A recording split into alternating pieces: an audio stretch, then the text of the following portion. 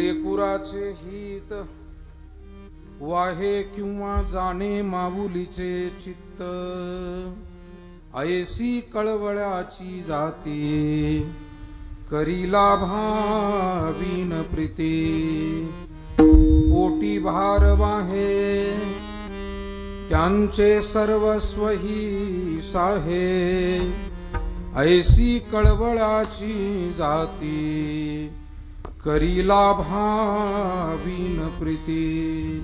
तुका म्हणे माझे तुम्हा संतावरी ओझे, ऐसी कळवळाची जाती करीला भावीन प्रीती।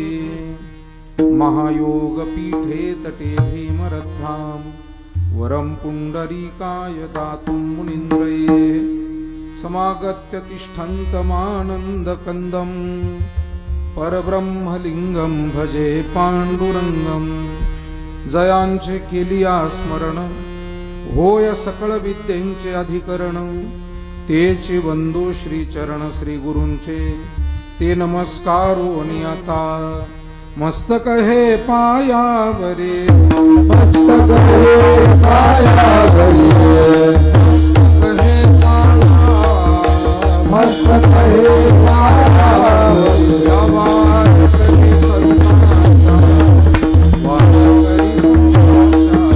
वार करी संताचा, वार करी संताचा, वार करी संताचा, वार करी संताचा। मस्तक हे पायावरी या वार करी संताचा, या वार करी संताचा।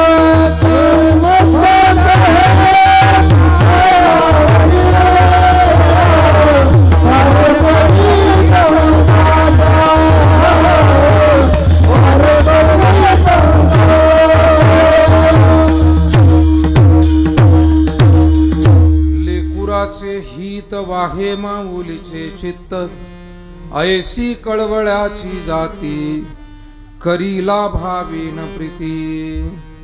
संत श्रेष्ठ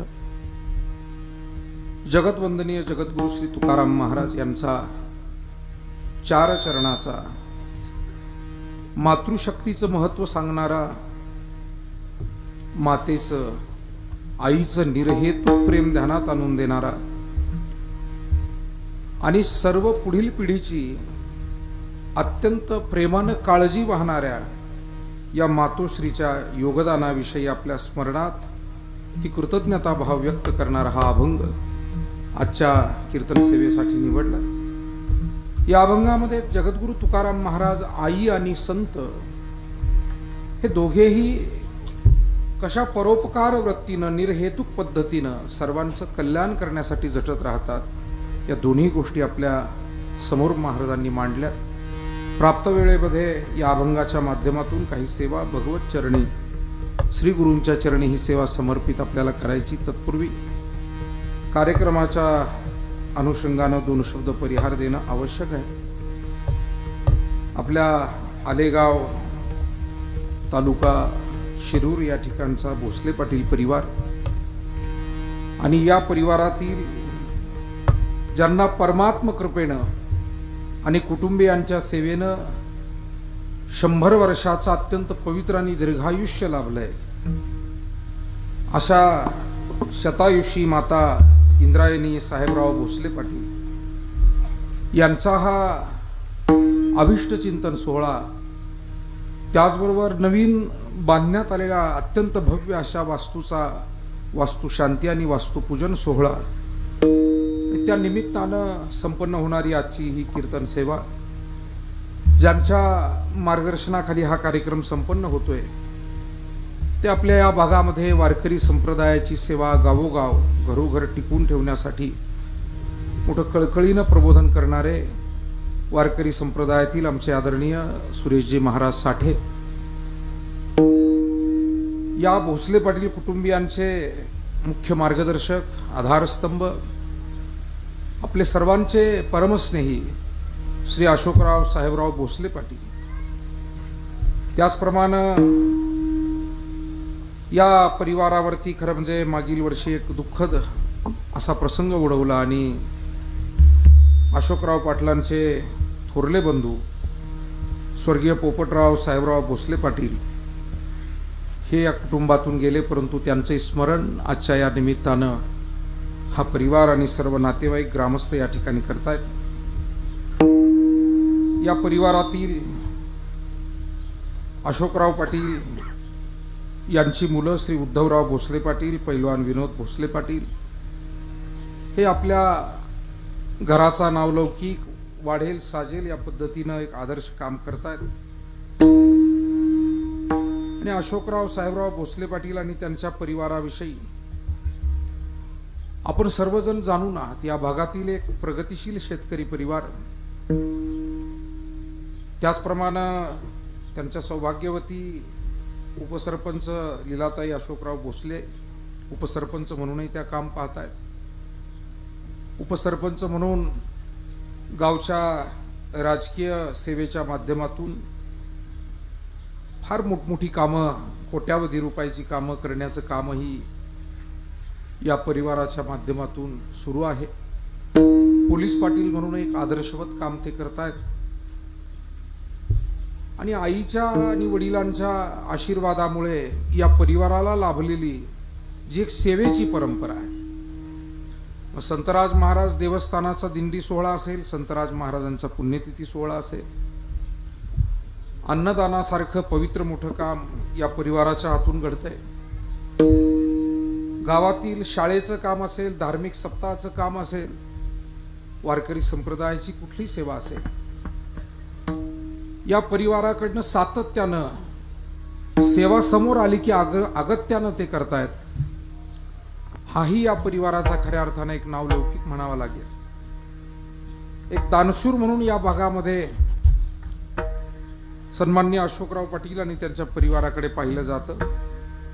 गावच्या विकासामध्ये अत्यंत भरीव मोठं योगदान आणि त्यांचं कार्य पुढे चालवण्यासाठी प्रगतिशील शेतकरी उद्धवराव भोसले पाटील किंवा पैलवान विनोद भोसले पाटील हे सर्वजण काम करतायत। या परिवाराचे नातेवाईक पिंपळसुट्टी येथील बाळासाहेब लगड पाटील, येळपाणे येथील छबुराव चौधरी पाटील, सुभाषराव चौधरी पाटील, या निमित्तानं उपस्थित वारकरी संप्रदायातील आमचे गेल्या अनेक वर्षाचे स्नेहसंबंध असलेले आदरणीय गायनाचार्य, मृदंगाचार्य, आदरणीय भजनी मंडळी, हे सर्व आमचे वारकरी संप्रदायाचं शिक्षण घेणारे बाल वारकरी मंडळी, त्यांना मार्गदर्शन करणारे आमचे सर्व गुरुबंधू महाराज मंडळी, उपस्थित या भागातील विविध क्षेत्रातील पदाधिकारी, या परिवाराचे सर्व आप्तेष्ट आणि नातेवाईक, माता भगिनी, आमच्या सोबत नगर येथून आवर्जून उपस्थित झालेले उद्योजक गणपतरावजी लोखंडे साहेब,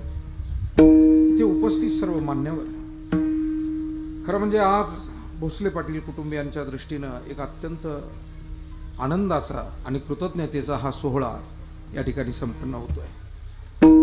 कृतज्ञता मातोश्रींची ते व्यक्त करतायत आणि आनंदाचा सोहळा म्हणजे नवीन बांधलेल्या वास्तूमध्ये पदार्पण ते करतायत।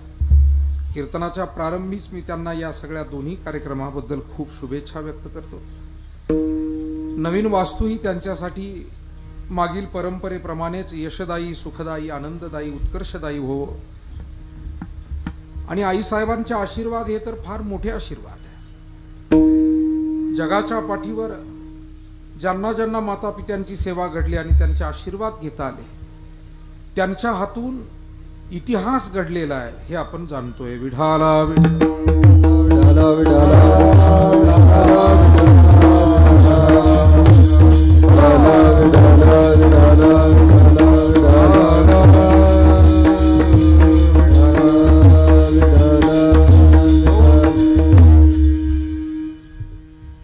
खरं म्हणजे आपल्या संस्कृतीमध्ये काही गोष्टी या परंपरेप्रमाणे असल्या तरी त्याचं आधुनिक काळातील महत्त्व सुद्धा तितकंच अगत्याचं आहे।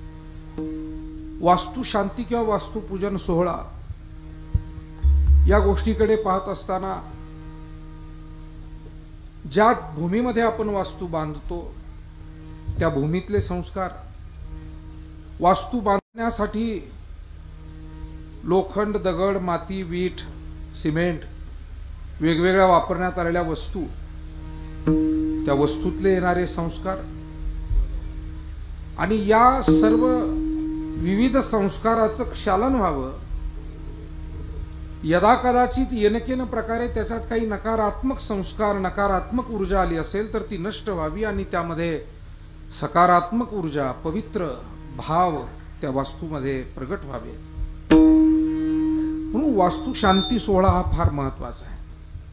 ब्रह्मवृंदांना बोलावून पूजा अर्चा, होम, हवन या सर्व गोष्टी त्या वास्तूला पुनीत करण्यासाठी महत्त्वपूर्ण आहेतच. पण त्याचबरोबर भजन, कीर्तन, अन्नदान ही तर त्या वास्तूसाठी एक महत्वाची जबाबदारीच आहे वास्तू शांतीच्या निमित्तानं. या संदर्भानं मी आपल्याला काही उदाहरणं आपल्या पुढे ठेवतो. तुम्ही म्हणाल मातीमध्ये संस्कार असतात. हो. दगडामध्ये सुद्धा संस्कार होतात. हो हो होतात. आपण महाराष्ट्रात जन्माला आलेले आहोत. आजही छत्रपती शिवरायांच्या गडकिल्ल्यांवरती जर का आपण गेलो तर तिथे गेल्यानंतर सामान्य मनुष्याला सुद्धा त्याचे बाहू स्फुरू लागतात. जशी त्या इतिहासाची आठवण होते तसे त्या वेळेचे वेगवेगळे भाव आपल्या अंतःकरणामध्ये प्रगट होऊ लागतात. तशा भावना निर्माण होऊ लागतात. त्याचं कारण त्या मातीमध्ये असलेला तो संस्कार आहे. अनेक इतिहासकार तर असं म्हणायचे की आजही श्रद्धेनं जर का त्या गड किल्ल्यांना शांतपणे आपण कान लावला तर महाराजांच्या घोड्यांच्या टापाचे आवाज तिथे ऐकू येतात. अर्थात हा भावनेचा विषय आहे, पण तो तितकाच महत्वपूर्ण विषय आहे की त्या मातीमध्ये ते काय संस्कार. जसं आळंदी हे गाव पुण्यभूमी ठाव, दैवताचे नाव सिद्धेश्वर. आळंदी क्षेत्र, देहू क्षेत्र, पैठण क्षेत्र, त्र्यंबकेश्वर आणि या सर्व महाराष्ट्राचं आराध्य भगवान श्री पांडुरंग परमात्म्याचं अधिष्ठान पंढरपूर क्षेत्र. या तीर्थक्षेत्रांमध्ये ज्या ज्या वेळेला आपण जातो त्यावेळेला एक वेगळ्या भावना अंतःकरणामध्ये निर्माण होतात. साधारणपणे आपल्या लक्षात येत असेल किंवा आपण निरीक्षण करा, पंढरी आळंदी सारख्या क्षेत्रामध्ये गेल्यानंतर कंजूस माणूसही थोडा उदार होतो, नास्तिक माणूसही थोडासा भाविक होतो आणि अत्यंत स्वार्थी माणूसही थोडासा परोपकारी होतो. आणि अशी ही माणसं आश्चर्यकारकरित्या वेगवेगळ्या सेवा करू लागतात. विठाला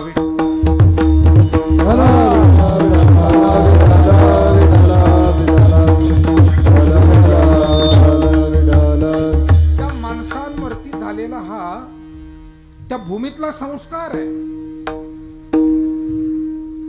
सज्जनाला तर तिथे सत्प्रवृत्ती होईच, यात नवल नाही. पण सामान्याला आणि क्वचित प्रसंगी अपवादानं कोणी दुर्जन तिथे आला तर त्यालाही सद्बुद्धी प्रदान करण्याचं सामर्थ्य त्या भूमीमध्ये आहे. म्हणून श्रीमद भगवद्गीतेचा प्रारंभ करत असताना धृतराष्ट्रानं अर्जुनाला विचारलेला प्रश्न याच अनुषंगानं असावा असं वाटतं. धृतराष्ट्र म्हणतो, धर्मक्षेत्रे कुरुक्षेत्रे समवेतायुयुत्सवः मामकाः पांडवाश्चैव किम कुर्वत संजय. या श्लोकावरचा भाव व्यक्त करताना भारतात होऊन गेलेले एक महान गीता उपदेशक संत स्वामी रामसुखदासजी महाराज साधक संजीवनी नावाच्या त्यांच्या ग्रंथामध्ये असं लिहितात की धृतराष्ट्राला माहित नव्हतं काय युद्धासाठीच गेलेले आहेत म्हणून कौरव आणि पांडव, पण तरी देखील तो का विचारतो किम कुर्वत संजय. आता जी माणसं भजनाला गेली ते भजनच करत असतात, जी माणसं शेतावरती कामासाठी गेली ते कामच करत असतात, याचा अंदाज आपल्याला येतो.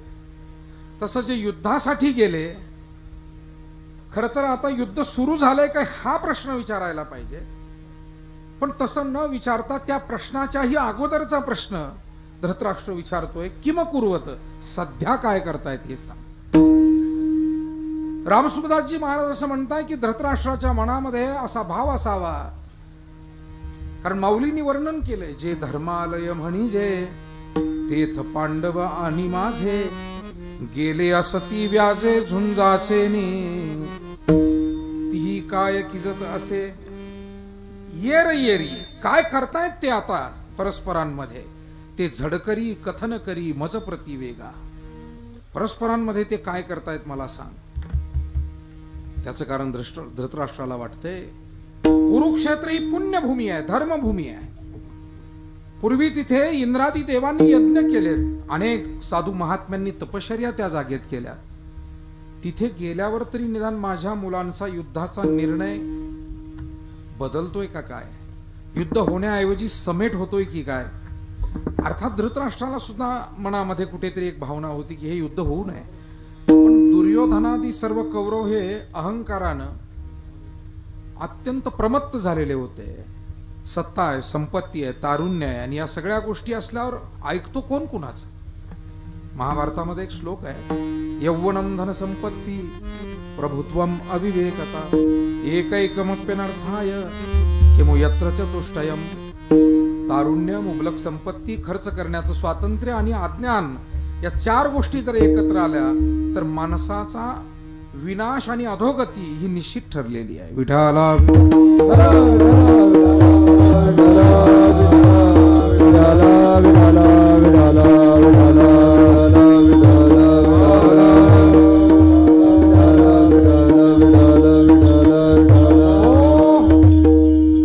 सांगण्याचा मतितार्थ इतकाच आहे दुर्योधनादी कौरव हे काही युद्धाशिवाय थांबायलाच तयार नव्हते श्रीकृष्णानं देखील प्रयत्न केले होते युद्ध समेट व्हावं म्हणून पण धृतराष्ट्राला वाटतं या पुण्यभूमीत गेल्यावर तरी काही फरक पडलाय का पाहावा अर्थात एक गोष्ट खरी आहे याधनामध्ये ज्या वेळेला आपण काही कडधान्य टाकतो ती कडधान्य शिजतात काही वेळेला ती कडधान्य आपण आदल्या दिवशी रात्री भिजायला टाकतो ती भिजतातही पण त्या शिजण्यात आणि भिजण्यात काही सुटतात त्यांना कुचर म्हणतात ते भिजवले तरी भिजतही नाही आणि शिजवले तरी शिजतही नाही तसं सत्संगाचा पुण्यभूमीचा सद्विचारांचा कोणताच परिणाम ज्यांच्यावर होत नाही ते कौरव आहेत विठाला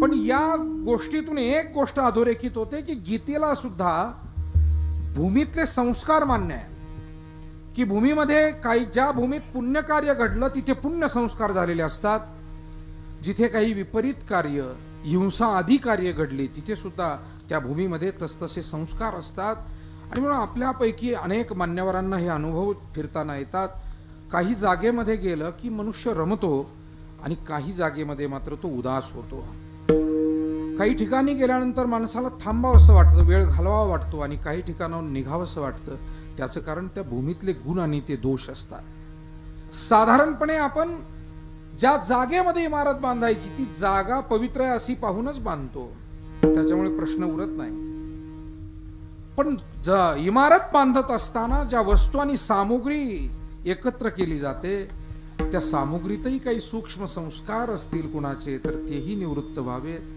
म्हणून होम हवन आहे पूजन आहे त्याचप्रमाणे भजन आहे आणि अन्नदान आहे भजन आणि अन्नदानानं मला असं वाटतं जे कोणत्याच क्रियाकर्मानं जे दोष जात नाही ते भजन आणि अन्नदानानं जातात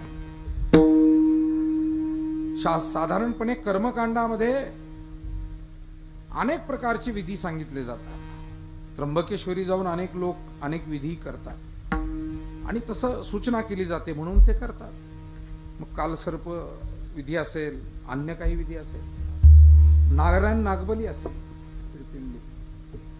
पण आपल्याला मी सांगतो की या वेगवेगळ्या कर्मातूनही जे दोष निवृत्त होणार नाही मी आपल्याला उदाहरण सांगतो फार जुनं नाही फार जुनं उदाहरण नाही अलीकडचं सांगतो एक साधारण 12-14 वर्षापूर्वीची गोष्ट आहे जगद्गुरु तुकोबारायांचा जन्म चतुशताब्दी सोहळा त्या वर्षी सुरू होता मला वाटतं 2007 किंवा 8चं साल असावं 2007 किंवा 8चं साल ज्या वर्षी तुकाराम महाराजांची जन्म चतुशताब्दी आली होती महाराष्ट्रभर साजरी झाली त्या जन्म चतुशताब्दीचे गाथा पारणाचे सोहळे अनेक ठिकाणी झाले एक सोहळा होता जालना जिल्ह्यामध्ये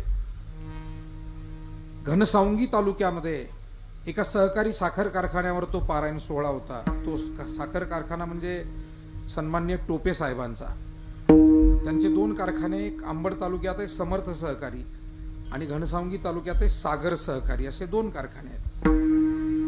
त्यावेळेला त्यांचे वडील होते माजी खासदार अंकुशराव टोपे साहेब आणि माझे वारकरी संप्रदायातले सन्मित्र भागवत महाराज चिमणे, त्या भागातले जुने, त्यांनी आग्रहपूर्वक कीर्तनाला बोलावलं. आम्ही कीर्तनाला पोहोचलो. सन्मान्य माजी खासदार टोपे साहेब आणि आम्ही जेवायला असं सोबत बसलो कीर्तनापूर्वी आणि 9 ते 11ची कीर्तन त्यावेळी असायची. जेवत असताना त्यांनी मला जो प्रसंग सांगितला तो मला तुम्हाला सांगणं सर्वांना फार महत्वाचं वाटतं. त्यांनी एक प्रसंग सांगितला. म्हणाले, महाराज, आम्ही हा जो नवीन कारखाना इथे उभारला पण तो काही केल्या सुरू होत नव्हता. मशिनरी आली, सर्व यथाव्यवस्थित झालं, पण नेमक्या वेळी काहीतरी अडचण येते आणि तो काही सुरूच करता येत नाही. कधी कागदपत्रांची अडचण उभी राहते, कधी अचानक मशिनरीची अडचण उभी राहते, कधी माणसांची अडचण उभी राहते. 2 वर्ष झाले तो काही सुरू होत नव्हता म्हणे. आणि या कारखान्याजवळून पायी प्रवास करत जैन मुनी चाललेले होते. ऐका आपण, ते जैन मुनी एका झाडाखाली विश्रांतीला थांबले होते कारखान्याच्या जवळ. आणि त्या एका जैन मुनीला काय जाणवलं माहित नाही, पण त्यांनी त्या निरोप पाठवला म्हणे, कारखान्यात जे कोणी अधिकारी प्रमुख मंडळी असतील त्यांना बोलवा आमच्याकडे, आम्हाला 2 शब्द बोलायचे. मग कारखान्यात जे काही कोणी प्रमुख अधिकारी पदाधिकारी होते ते गेले, दर्शन केलं.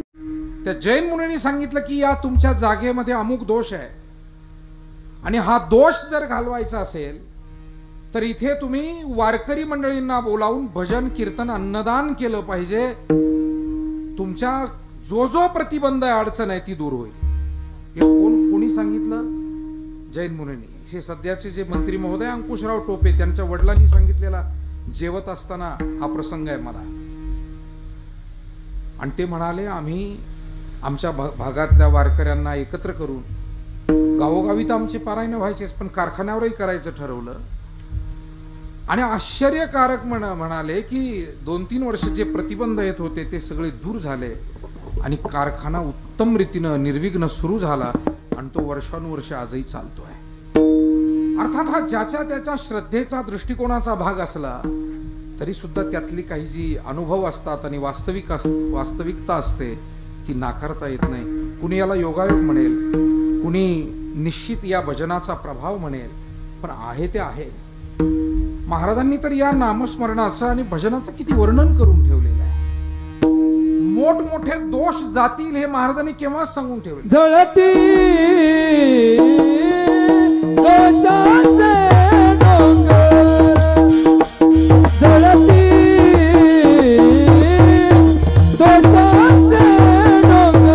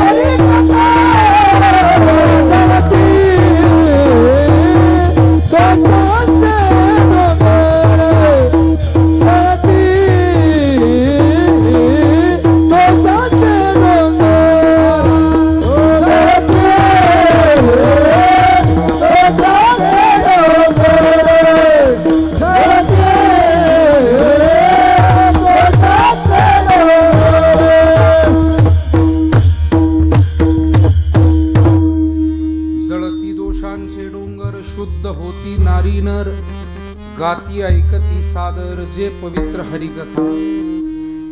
ही हरिकथा, हे भजन, ही साधारण गोष्ट नाहीये. तुकाराम महाराज म्हणतात, अनुपम्य हा महिमा नाही द्यावया उपमा. तुका म्हणे ब्रह्मा नेने वर्णूया सुखा. ज्या भजन कीर्तन या साधनेचं ब्रह्मदेव वर्णन करू शकत नाही, याला जगात देण्यासाठी दुसरी कोणती उपमा नाही. आणि म्हणून मायबाप हो, आपल्या वारकरी संप्रदायामध्ये अन्नदानाचं महत्व विशेष आहे. आणि आपल्या शेतकरी वर्गानं, ग्रामीण भागानं हे अन्नदानाची जी सेवा आहे, व्रत आहे, हे अखंड चालवलेलं आहे. कोणत्याही गावी कीर्तन भजनाला जर आपण गेलो तर अन्नदानाला कुठेच कमतरता नाही. आणि अगदी कोणालाही तुम्ही ते सांगितलं, माणसं श्रद्धेनं पुढे येऊन ते केल्याशिवाय राहत नाही. आणि ते करणं अगत्याचं आहे, ते गरजेचं आहे.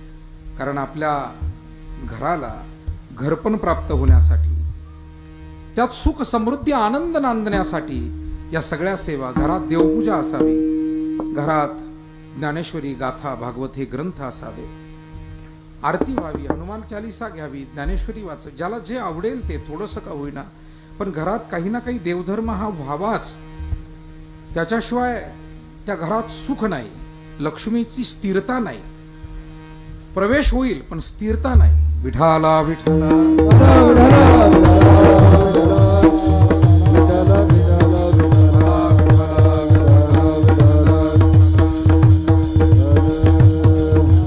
येणाऱ्या अतिथींचं पूजन, घरातल्या वडीलधाऱ्यांची सेवा, ईश्वराची सेवा, ग्रंथांची सेवा, मुक्या प्राण्यांची सेवा, या सगळ्या सेवा कुटुंबांना आनंदाकडे, सुखाकडे घेऊन जातात. आणि म्हणून पिढ्यानपिढ्या आपण हे करत आलो. भोसले पाटील परिवार सुद्धा या परंपरेतून वाटचाल करणारा परिवार. आणि म्हणून आज ही वास्तू उभी केलेली आहे. या वास्तूतील दोष जावे आपण सांगितलं की त्यासाठी पूजा, होम, हवन आहे, भजन, पूजन, कीर्तन आहे. पण या वास्तूमध्ये सदोदित आनंद टिकून राहण्यासाठी आणखी काही सेवा गरजेच्या आहे. मी आता ज्या सेवांचा उल्लेख केला, ईश्वर सेवा, मातृपितृ सेवा, आणि या परिवारानं ती सेवा सुद्धा जपलेली आहे. आज वास्तुशांतीच्याच या पवित्र अशा मुहूर्तावरती पूजनीय मातोश्री यांच्या आयुष्याची जवळजवळ 100 वर्ष पूर्ण होत आहेत. आणि त्या प्रित्यर्थ त्यांचा अभिष्ट चिंतनाचा सोहळा करून आईचे आशीर्वाद हा परिवार घेतोय. जसं घर चालवण्यासाठी शेतीवाडी चांगली केली पाहिजे, उद्योग व्यवसाय चांगला केला पाहिजे, शेतकऱ्यांच्या मुलामुलींनी शिकलंही पाहिजे, घर चांगलं चालवायचं, शिक्षण पाहिजे, शेती उत्तम पाहिजे, व्यवसायाची जोड पाहिजे. पण त्याचबरोबर घरामध्ये आणखी एक गोष्ट कमवावी लागते आणि ती म्हणजे आशीर्वाद. आशीर्वाद कमवावे लागतात. बरं, जसा पैसा हा कमवावा लागतो तो आयता मिळत नाही, तसे आशीर्वाद सुद्धा आयती मिळत नाही. तोषोनी प्रसादू घ्यायचे अतिथीचा. कोणाचेही आशीर्वाद घ्यायचे असतील, गुरूंचे आशीर्वाद सेवेशिवाय मिळतील का? तद्विधी प्रणिपातेन परिप्रश्नेन सेवया उपदेक्षन्ति ज्ञान ज्ञानिनस्तत्वदर्शिना तीर्थ तनुमनु जीवे चरणासी लागावे अगरवता करावे दास्य.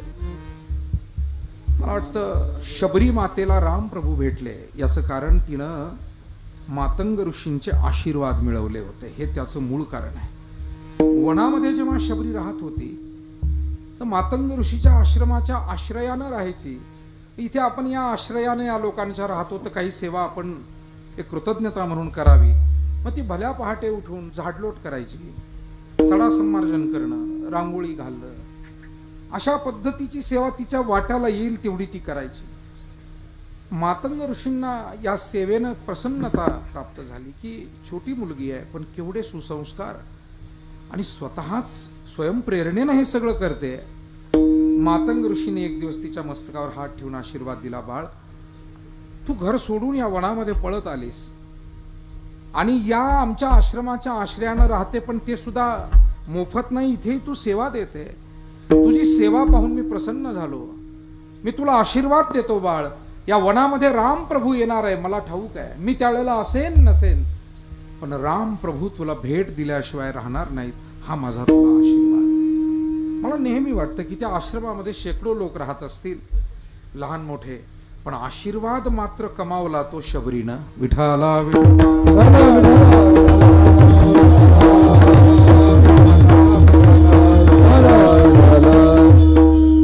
आईबाप अनेकांना आहे, पण सगळ्यांना त्यांचे आशीर्वाद घेता येतातच असं नाही. आई ही पांडवांनाही होती आणि आई ही कौरवांनाही होती. पांडवांचे वडील लवकर गेले होते, जसं आमचे अशोकरावांचे वडील सुद्धा मला सांगितलं महाराजांनी 38 वर्ष झाली. या मातोश्रींना किती धन्यवाद द्यावे लागते. म्हणजे अशोकराव ते सुद्धा लहान तरुण त्यावेळी असताना वडील त्यांचे गेलेले, आणि तेव्हापासून सातत्यानं या परिवाराला मार्गदर्शन करणं, सन्मार्ग दाखवणं, प्रपंचही शिकवला, परमार्थही त्यांच्या घरातला टिकवला तो या मातोश्रींनी. आणि म्हणून मातोश्रींचे उपकार या कुटुंबावरती नक्कीच थोर आहेत. घरातील माता भगिनी तो संस्कार पुढे चालवत आहेत. अशोकराव आणि इतरही सर्व मंडळी तो दानधर्म, ती सेवा, समाजाची सेवा, पुण्य परोपकाराचं काम हा परिवार करतोय. मला हे सांगायचं आहे, आई जरी आपल्या घरी असली तरी तिचे आशीर्वाद घेता आले पाहिजेत ना. अहो, घरात तुमच्या दारासमोर तुळस आहे, पण सगळे सदस्य त्या तुळशीला हात जोडतात का? म्हणजे मी काय हात वर करा असं म्हणणार नाही. असं जर कीर्तनकार म्हणायला लागले तर लोक तिथूनच वर हात करतील आणि निघून जातील. नकोच यायला या कीर्तनामध्ये. विनोदाचा भाग सोडला तरी तुळस असली तरी त्या तुळशीचं महत्व सर्वांना नाही. घरात कामधेनू, घरासमोर गाय असली तरी त्या गायीचं महत्व जसं सर्वांना नाही. घरात देवघर असलं तरी त्या देवघराचंही महत्व सर्वांना नाही. काही जण तर तिकडे पाहतही नाही. घरातले सदस्य ते म्हणतात आमचं ते काम नाही, ते आमच्या वडिलांकडे आहे, कोणी म्हणतं आमच्या आईकडे आहे, कोणी म्हणतं आमच्या सौभाग्यवतीकडे आहे. ते म्हणून वस्तू असल्या तरी त्याच्याकडे आपण किती आपुलकीनं आणि काय नजरेनं पाहतो. ग्रंथ आहे. एका सद्ग्रस्तानी मला ग्रंथ दाखवला. महाराज म्हणाले हा आमच्या वडिलांच्या हातचा आहे. मी ते कापड सोडताना मलाही जाणवलं की जवळजवळ 10-12 वर्ष कापडाची गाठच सोडलेली नव्हती, आणि त्याच्यामुळे न सांगताही मला कळलं होतं की हा वडिलांच्या हातचा आहे. बरोबर. ग्रंथ जरी घरात असला, जनाबाई म्हणतात वाचावी ज्ञानेश्वरी, डोळा पाहावी पंढरी. ग्रंथात ज्ञानेश्वरी घरात आहे, पण आम्ही जर वाचलीच नाही तर उपयोग काय? तसं आई घरात आहे, पण कधी तिच्या पायाला आम्ही वंदन केलं नाही, कधी 2 प्रेमाचे आपुलकीचे शब्द तिच्याशी बोललो नाही, कधी तिचे आशीर्वाद आम्ही जर घेतले नाही. आणि म्हणून पांडवांना गेलेलं वैभव पुन्हा प्राप्त करता आलं ते केवळ मातोश्रींच्या आशीर्वादानं, भगवंताच्या सहवासानं. मातोश्रीचे आशीर्वाद होते. गत वैभव सर्व गेलं होतं. चुकून त्या शकुनीच्या डावपेचामध्ये फसले पांडव, आणि त्यांना फसवायचं ठरवलेलंच होतं कौरवांनी आणि शकुनीने. म्हणून द्यूत खेळायला लावलं, जुगार खेळायला लावली, आणि त्या डावावरती राज्यही हरले, द्रौपदीलाही हरले. खरं म्हणजे धर्मराज हे काही द्यूत खेळणारे नव्हते. सतत द्यूत कर्म कुणी खेळत असेल तर आपण त्याला ते व्यसन म्हणतो. तसा काही प्रकार धर्मराजाच्या बाबतीत नव्हता, पण जाणीवपूर्वक त्यांना गुंतवायचंच आहे, अडकवायचंच आहे, आणि म्हणून तसं घडवून आणलं. आणि फासेही असे उलटे पालटे टाकले की काहीही डाव पडला तरी जिंकणार कौरवच आहेत, पांडव जिंकणं शक्यच नाही. अशा पद्धतीचं नियोजन तिथे झालेलं आहे. अलीकडच्या भाषेत त्याला सेटिंग म्हणतात. सेटिंग झालेलं आहे सगळं. थोडंसं क्रिकेटच्या भाषेत जर सांगायचं तर फिक्स झालेलं आहे सगळं. विठाला विठा.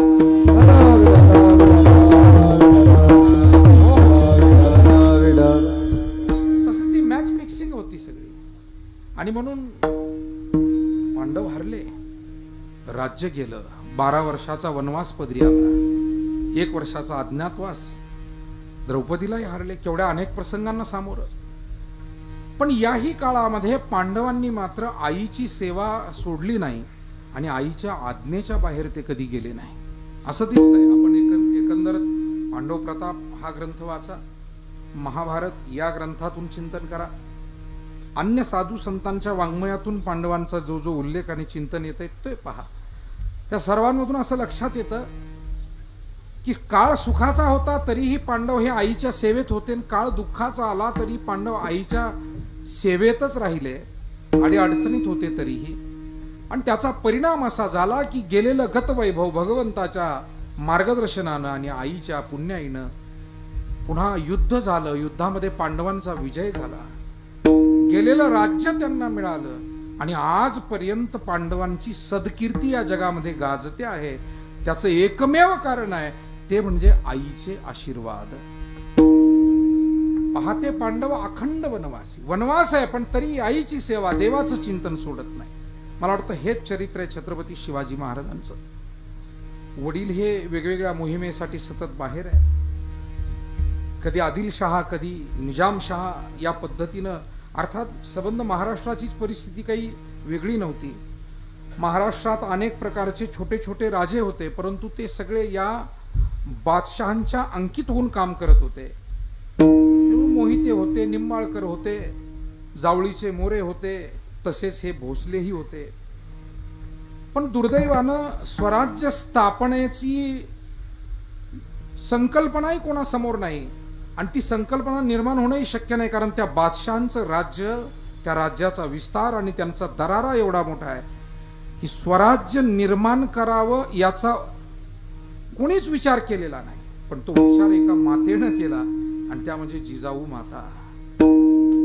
जिजाऊ मासाहेबांच्या मनामध्ये तो विचार स्फुरला, संकल्पना स्फुरली. या माय भगिनींना किती दिवस त्रास होणार, गोरगरिबांचा छळ किती दिवस होणार, देवधर्म लपून किती दिवस ठेवायचे, अशी सगळी एकूण परिस्थिती जी काही वेगवेगळ्या कारणामुळे आहे. आणि त्यासाठी स्वराज्य निर्माण झालं पाहिजे, जे स्वराज्य संस्कृतीचं रक्षण करील, गरिबाचं रक्षण करील, सर्व जाती धर्मियांना न्याय देईल, स्त्रियांचं संरक्षण करील, संस्कृतीचं रक्षण करील, असं स्वराज्य पाहिजे. आणि मग शिवबांचा जन्म झाल्यापासून जिजाऊ त्यांना सांगत होत्या. कळत नव्हतं शिवबाला, तरी रडायला लागले तरी जिजाऊ तेच सांगत होत्या, बाळ तुला मोठं होऊन स्वराज्य निर्माण करायचंय, बरं या गोरगरिबांसाठी तुला लढायचंय. आणि म्हणून माणसं जी घडतात त्यासाठी किती ध्यास घ्यावा लागतो आणि केवढं धैर्य करावं लागतं. अर्थ जिजाऊ मासाहेबांच्याकडे दोन्ही गोष्टी आहे. आपल्या स्वतःच्या मुलाला स्वराज्य निर्मितीसाठी उभं करणं हे धैर्य आहे, कारण त्यांना माहिती आहे कोणाच्या बरोबर लढायचंय आणि त्यासाठी आपला मुलगा उभा करायचा आहे. म्हणजे याला धैर्यच लागतं ना. नाही तर रात्र झाली तरी आपल्याकडे म्हणतात, बाळा तू जाऊ नको. थोडासा अंधार पडला तरी आपण हे म्हणतो, नाही मला गेलं पाहिजे, कीर्तन आहे, पखवाज वाजवायचा आहे. नको नको, कोणी वाजवेल तिकडे, काय करायचं, तुझ्या वाचून काय पडलंय. असं जिजाऊ मासाहेबांनी सांगितलं, शिवबा तुला पहिलं पाऊल टाकायचं आहे, मग नक्कीच तुला साथ मिळेल आणि स्वराज्य एक दिवस निर्माण होईल. आणि म्हणून धैर्य होतं जिजाऊंकडे आणि ध्यास सारखा सारखा.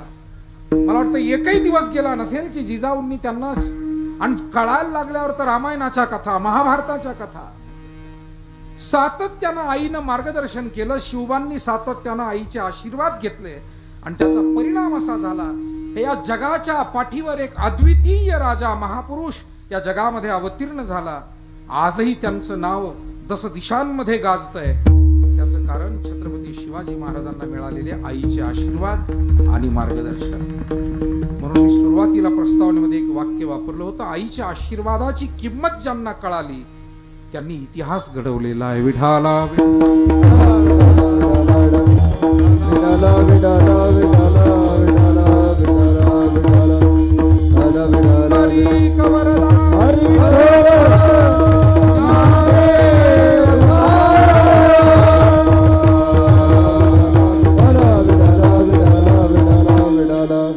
सुदैवानं आजही बहुसंख्य आपल्यासारखे लोक आहेत, अनेक आपल्यासारखे परिवार आहेत.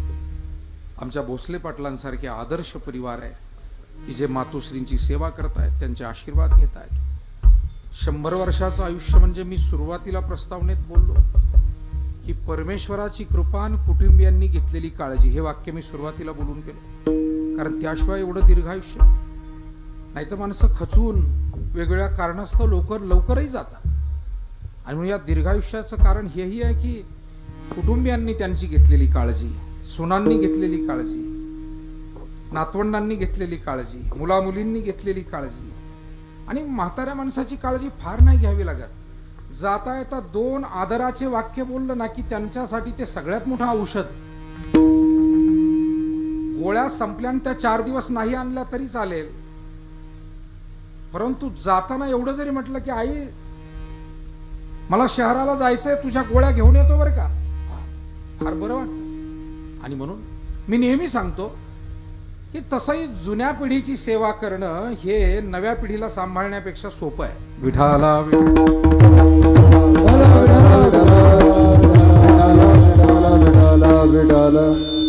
आता जसा काळ पुढे जातोय, नवी पिढी जसजशी येते, या नवीन पिढीचा मेंटेनन्स वाढलेला आहे साहेब. मेंटेनन्स फार वाढलाय. खर्चिक आहे तो. म्हातारी माणसांचं काही सेवा खर्चिक नाहीये, फार सोपी आहे. एखाद दुसरा ड्रेस वर्षभर असला, चष्म्याची दांडी तुटली पटकन बदलून आणली, काठी नसेल पटकन एखादी काठी दिली. आता काहींना ती देता येईना, मग मोदी सरकारने एक योजना आणलेली वयश्री योजना आहे. ही वयस्कर माणसांना काठी नसेल तर त्याला काठी सरकारमार्फत मोफत आहे. केंद्र सरकारची मोठी योजना आहे. आमच्या नगर जिल्ह्यामध्ये मोठ्या प्रभावानं ती राबवली गेलेली आहे. विठाला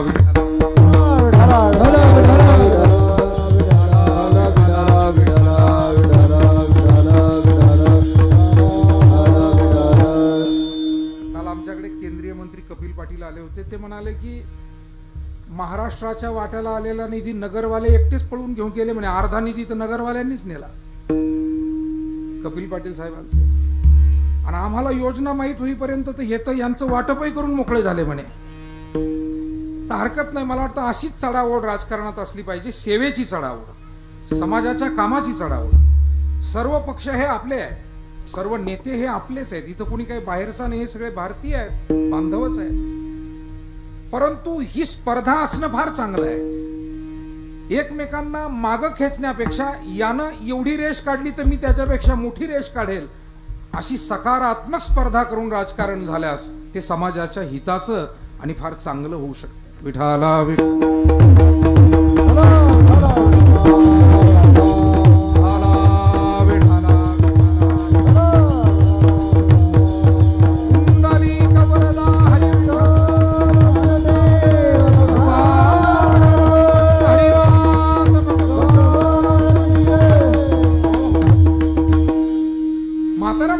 गरजा काय याविषयी मी बोलतो.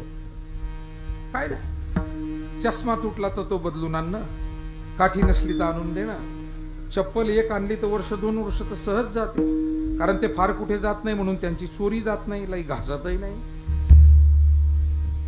पण ह्या नव्या पिढीचा मेंटेनन्स इतका अवघड आहे. यांची इतभर चड्डी घ्यायची म्हणलं तरी 3000 रुपयाला आहे मॉलमध्ये.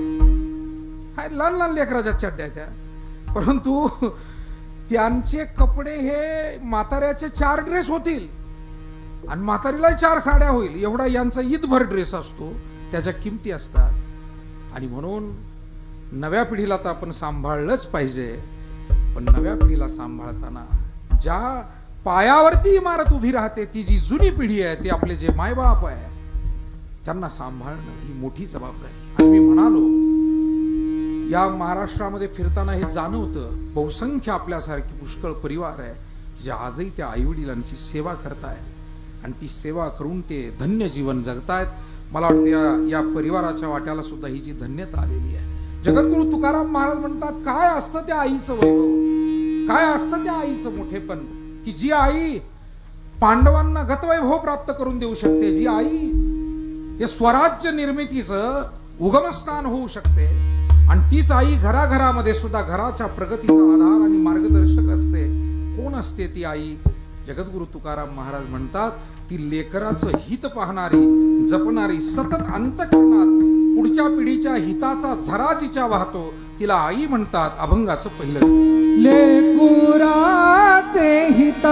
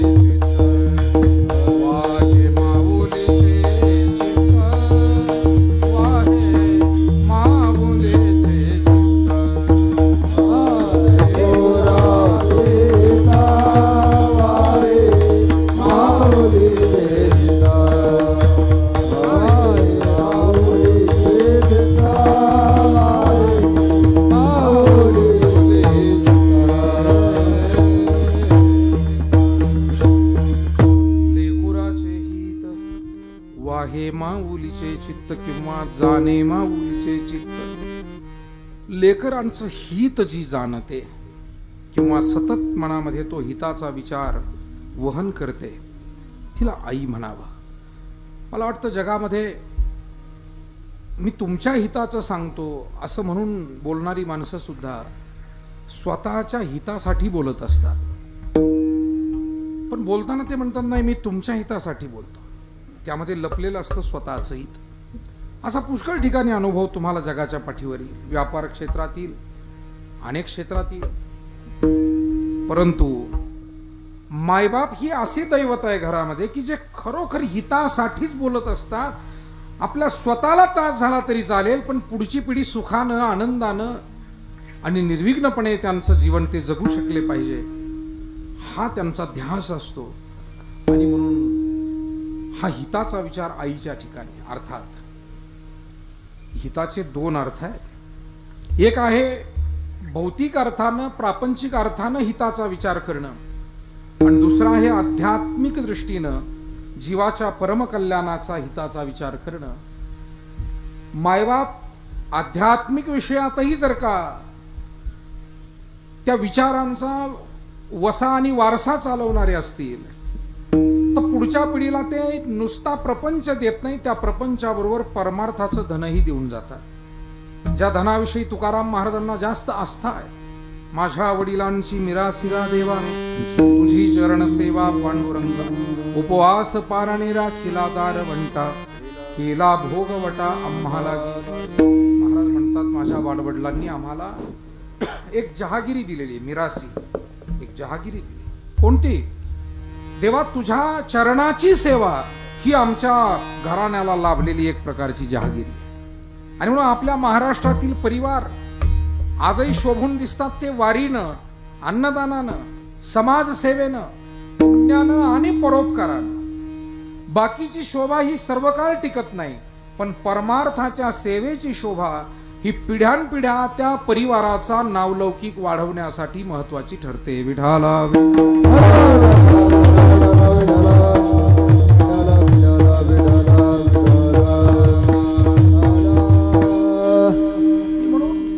वाड वडिलांकडून हा सगळा वारसा हा हिताचा विचार.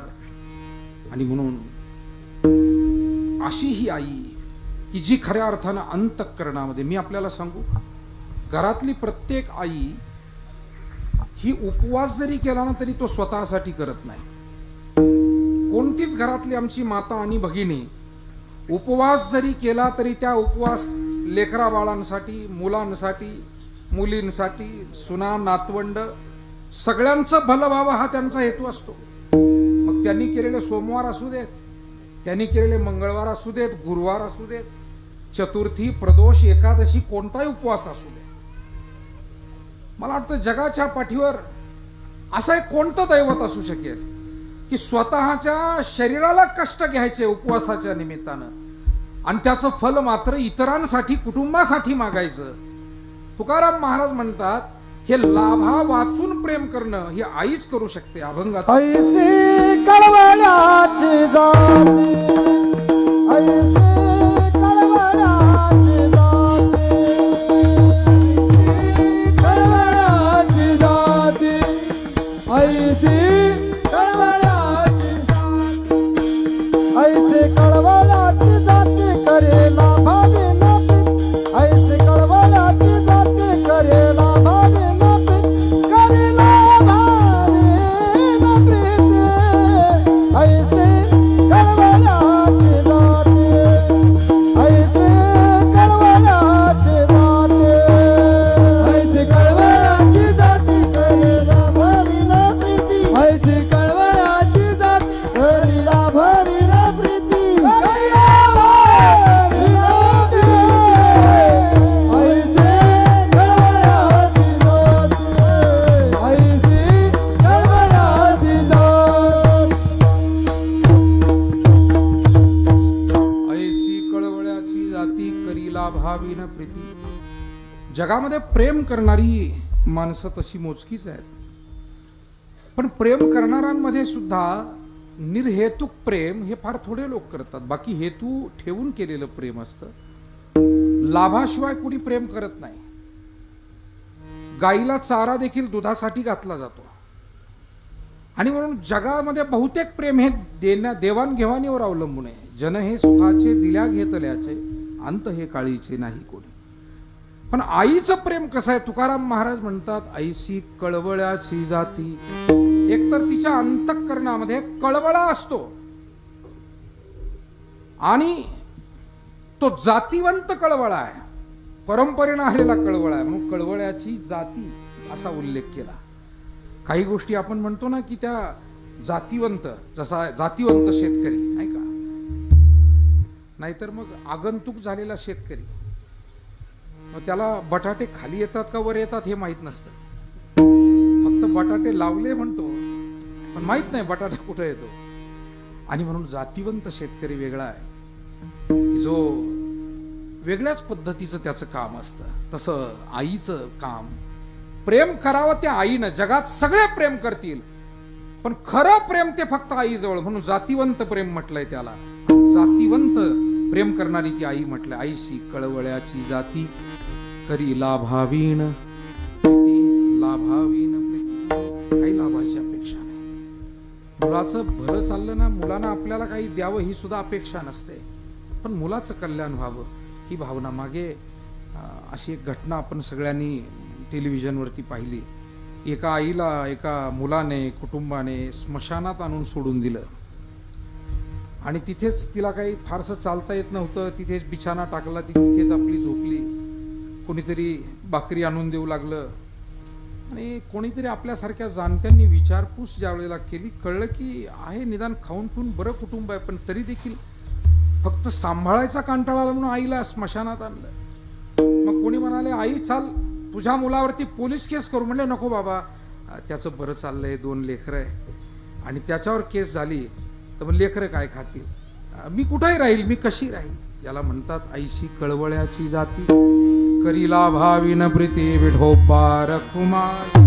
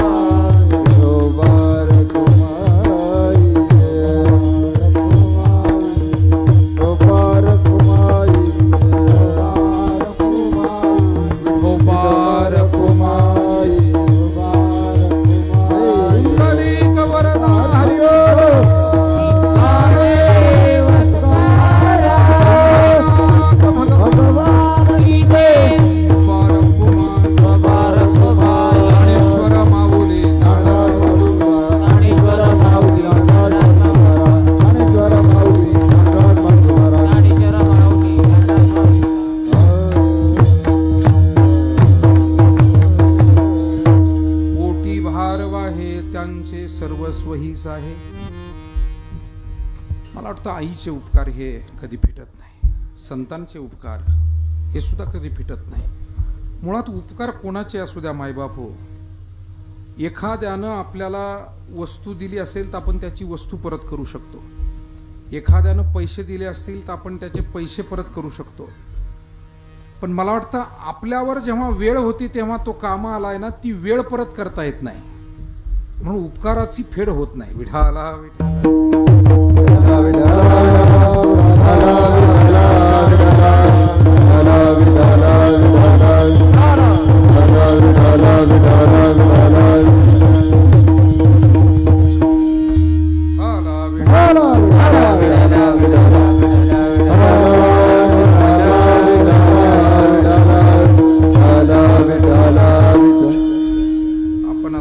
कार्यक्रमाच्या समारोपाकडे चालू आहे. फक्त शेवटचं चरण धावत्या पद्धतीनं भैरवी होणार आहे. आता या ठिकाणी आदरणीय घनश्यामांना शेलार या ठिकाणी आलेत. मी त्यांचंही स्वागत करतो. माझ्यासमोर अनेक क्षेत्रातील पदाधिकारी, प्रमुख मंडळी आहे. त्यांचंही मी या ठिकाणी स्वागत करतो. मातोश्री इंद्रायणी या मातोश्रींना खऱ्या अर्थानं 100 वर्षाचं दीर्घायुष्य मिळालंय आणि त्या दीर्घायुष्याप्रित्यर्थ आज या भोसले पाटील कुटुंबियांच्या वतीनं त्यांचा हा अभिष्टचिंतन सोहळा मोठ्या श्रद्धापूर्वक कृतज्ञतापूर्वक या ठिकाणी संपन्न केला गेलाय. या परिवाराचे प्रमुख आणि आपले सर्वांचे स्नेही अशोकराव साहेबराव भोसले पाटील, त्याचप्रमाणे त्यांचे दिवंगत बंधू कैलासवासी पोपटभाऊ साहेबराव भोसले पाटील, मातोश्रींच्या मुली सिंधुबाई सोपानराव ढोरजकर, चतुराबाई हरिभाऊ सोनवणे, मंगलताई नामदेव हिंगे, सुरेखाताई अर्जुन रोडे, रंजनाताई वाल्मिक काळे, मातोश्रींच्या सुना, मुली, नातवंड आणि सगळा परिवार, खऱ्या अर्थानं या सर्वांना धन्यवाद दिले पाहिजे की 100 वर्षाचं आयुष्य आणि उत्तम प्रकारे त्या जगू शकल्या. मला असं वाटतं घराची कळा अंगण सांगतं, सगळ्या गोष्टी सांगाव्या लागत नाही, आपण सगळेजण काळजी घेताय आणि त्यामुळे मातोश्रींना हे आयुष्य लाभलं. या पुढीलही काळामध्ये त्यांना चांगलं आरोग्य लाभावं, आयुष्य लाभावं आणि त्यांचे आशीर्वाद सन्मान्य अशोकराव पाटील आणि त्यांच्या परिवाराला सदैव लाभावेत एवढी या निमित्तानं प्रार्थना करतो. जगद्गुरू तुकाराम महाराज म्हणतात, जसा आईचा स्वभाव त्याच पद्धतीनं संतांचाही स्वभाव असतो आणि म्हणून कुटुंबाची काळजी वाहणारी आई आणि समाजाची काळजी वाहणारे संत हे दोघेही सारखेच आहे. या संतांवरती आमचा खरा भार आहे. तुकाराम महाराज अभंगाच्या शेवटच्या तुका म्हणे माझे, तुका म्हणे माझे, तुका म्हणे माझे, तुका म्हणे माझे,